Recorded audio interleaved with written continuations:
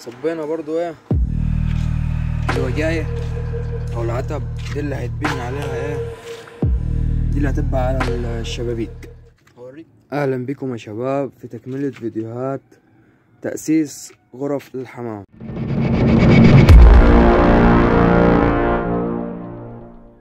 طبعا امبارح جبنا الطوب او القوالب دي معاكم، وهذه التكملة. طبعا السطح بايظ خالص معاي زي ما انتم شايفين، ده الطوب تمام.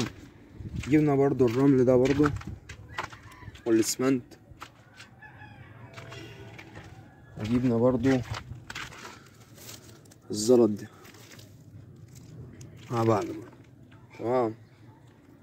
صبينا برضو ايه الوجاية او العتب دي اللي هيتبني عليها ايه، دي اللي هتبقى على الشبابيك. هوريكم هتبقى زي ايه دلوقتي. هتبقى بالظبط زي دي الوجاية اللي بره اللي لسه مظبوطة دي، هتبقى زي دي تمام، بتتحط فوق الشباك تمام. طبعا ايه معانا برضو نزلنا زي ما قلنا هننزل شباكين في كل ناحية. نزلنا من كل ناحية 4 مداميك، وهيعلى ارتفاع الشباك هيبقى مثلا 60 أو 70 سنتي تمام. أو الناحية دي زي كده، ويكون الشباك ده هيكمل لغاية ما يوصل لغاية 2 متر ارتفاع، ويبتدي الشباك يتفتح من على أول 2 متر ويعلى فوق زي كده بالظبط تمام. معانا برضو الناحية دي نفس الحكاية، والناحية دي نفس الحكاية. طبعا الحيطة دي مشتركة بين اللوتين اللي احنا جايين عليهم تمام.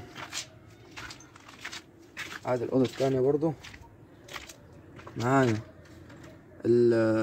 الحيطة دي برضو نزلناها، الحيطة دي نزلناها برضو اللي هي اللي لسه مصورة من شوية.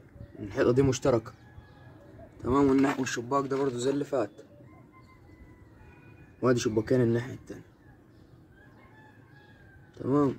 زي ما قلنا برضو معاكم واحدة بواحدة، وان شاء الله الحاجة تتم، والحاجة تكون هي اللي في دماغنا ان شاء الله، والحاجة تبقى معانا تمام. هذا الرمل والاسمنت تعال مع بعض نسقي الوجايه دي مع بعض برضو.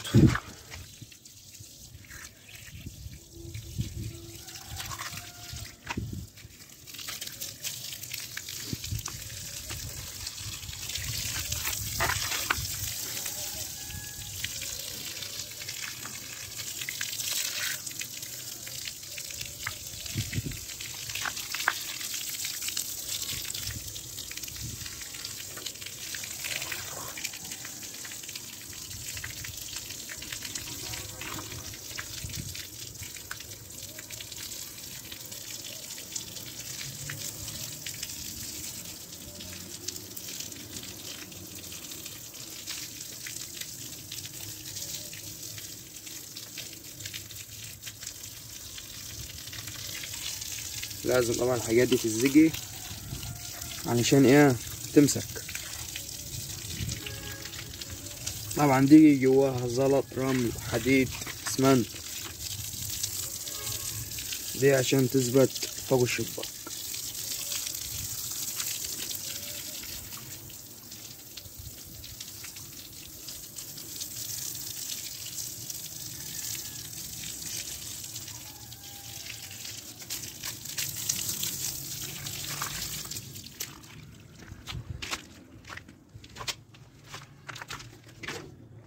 كده تمام يا شباب.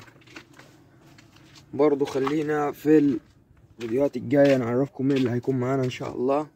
طبعا الشبابيك ده هتعلى والأرض دي هتعلى وهتتبني وهتتسقف واحدة واحدة مع بعض، وانتظرونا في الحلقات الجاية ان شاء الله.